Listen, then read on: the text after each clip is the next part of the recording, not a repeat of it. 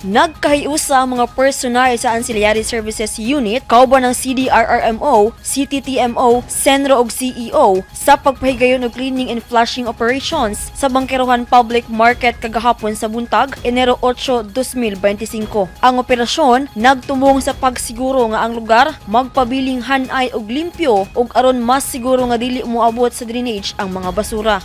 Sabutan na natay team buntag hangtod tuwing kadlawon. So, kung na siya intensified na siya nga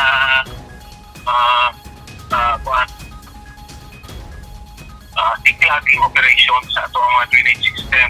Namatikdan ni Paul Bermejo, ang hepe sa ASU, nga nagkamabaw na ang mga dagkong drainage sa syudad ug kinahanglan na ang desiltation. Ug apil sa desiltation ang mga sapa sa Davao. Ay maobserbahan na to na perting kamay lang ang ulan usahay.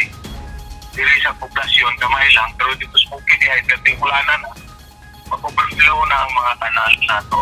Magpatabang na ang ASOS sa ubang opisina sa gobyerno aron maghiusang solusyonan ang baha ug baradong drainage sa Davao. Mga ibigtabang sa City Engineer's Office o sa Dpwh aron makuha na siya result. Samtang gihinluan sab sa team sa ASO ang lapok nga nagtapok sa kilid sa kalsada sa Katalunan Grande ning syudad nga nakatabon sa agianan sa tubig. Nakabara ang lapok sa inlet sa drainage nga maoy hinungdan sa pagbaha sa milabay nga gabii niadtong Enero 7. Apil sa ilang gilimpyuhan kaganiyang buntag ang mga basura sa mga kanal nga nakabara sab sa outflow drainage sa lugar.